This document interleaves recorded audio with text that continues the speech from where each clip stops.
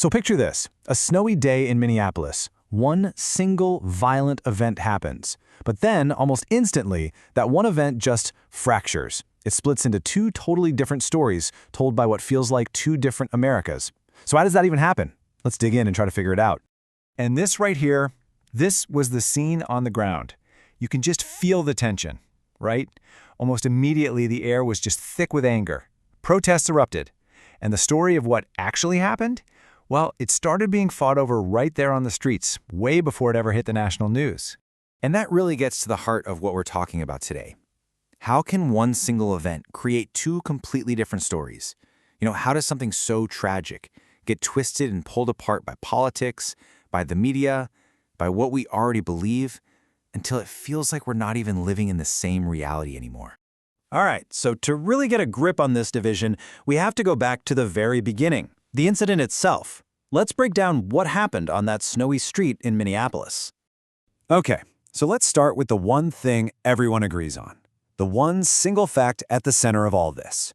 On January 7th, 2026, a U.S. Immigration and Customs Enforcement, or ICE, agent shot and killed a woman in Minneapolis. And believe it or not, that one sentence, that's pretty much where the shared reality ends and the two completely different stories begin.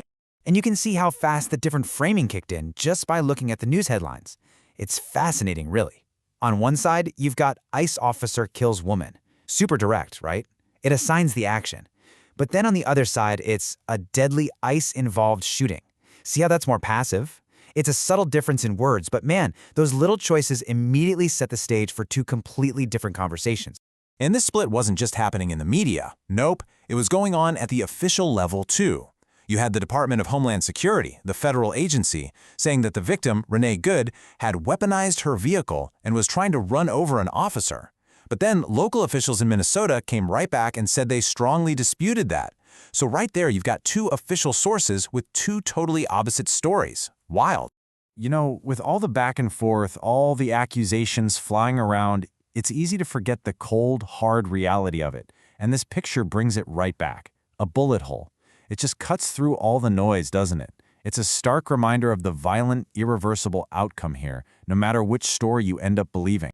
So with all the focus on the politics and the media firestorm, it's really easy to lose sight of the actual person at the center of this tragedy. So let's just pause for a second. Let's talk about who Renee Good really was beyond the headlines. Her mom, Donna Ganger, said she was one of the kindest people she'd ever known, an amazing human being. To her family, she wasn't some political symbol or a statistic. She was just Renee, defined by her kindness. And her dad, Tim, he added another layer to that picture. He said she had a good life, but a hard life. But through it all, she was a wonderful person. And that really speaks to a life that was about more than just this one moment, right? It was a life of resilience, of love, so much more complex than what happened on that street. And then you look at the facts of her life, you start to see the whole person. She was 37 years old, a U.S. citizen, a mother to a 6-year-old, and tragically, her partner, the child's father, was a military veteran who had passed away just a few years earlier. She'd recently graduated from college with an English degree. I mean, this wasn't just a name in a headline. This was a real life full of history and connections, a life that had a future. And her community, they saw her that way too. A former neighbor, Joan Rose, put it so simply. She said Renee wasn't a terrorist or an extremist. She was just a mom who loved her kids, loved her spouse. And that view, the view from the ground, it's such a stark contrast to the crazy narratives that were starting to spin up in the national media. Which, of course, brings us right to the national stage. It's pretty wild how this deeply personal tragedy was almost instantly transformed into a proxy war, a battleground for all the country's deepest political divisions. Let's take a look. So on one side, you had guys like Chad Wolf, the former acting DHS secretary. He came out swinging, but not at the agent. He focused his criticism on the Minneapolis mayor, calling his comments unintelligible and unhinged. So for him, the real issue was a lack of respect for law enforcement from local leaders. But then, on the flip side, you had another former top official, John Sandweg, who actually used to be the acting director of ICE. And he raised a totally different concern. He was asking, hey, was this agent even properly trained? He worried that maybe shortcutting on training and hiring could have played a role in what happened. And from there, the debate zoomed out even wider. Commentators like Laura Ingraham looked at this and didn't see just one isolated incident. For her, this was the direct result of what she called the normalization of violence and disrespect toward law enforcement, something she blamed on Democrats and what she called far-left agitators. But here's the thing, it wasn't some simple party line split.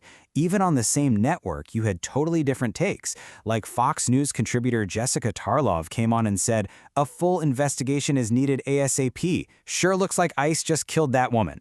I mean, that just shows you how fractured and complicated this whole conversation was, even inside the same media bubble. So what are we left with?